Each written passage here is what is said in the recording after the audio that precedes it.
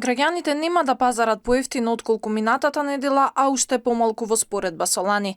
Цените на производите што сега владата ги замрзнува се многу повисоки отколку минатата година. Односно се чекаше да стигнат до небо, а дури потоа да се интервенира. Па така, макароните во 2022 се продавале за 45 денари, а во 2023 достигнаа цена од 49 денари во просек. Сега, и покрај тоа што се замрзнати на околу 33 денари, пак најскапите се речиси 50. Лебот годинава го плаќавме екстремно скапо. Пред замрзнувањето имаше цена во просек од 45 денари, а во 2022 се продаваше најниско по 30 денари, што значи 3 денари помалку од актуелно замрзнатата цена. Па се поставува прашањето, што воопшто на граѓаните им значи замрзнувањето, кога и тоа не е по најниската можна цена. Јајцата во 2022 се продаваа во просек од 7 до 8 денари за јајца, а во 2023 стигнаа на речиси 11 денари за јајца.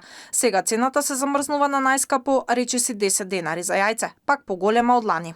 Вака испаѓа дека ако граѓанин по замрзнати цени испазари 1 лев, 10 јајца, макарони, едно млеко и килограм кашкавал, ќе заштеди само околу 83 денари во однос на тоа ако овие производи ги купел пред да замрзнат цените. Дека веќе имаше огромно поскапување на прехрамбените производи, покажува и државна статистика.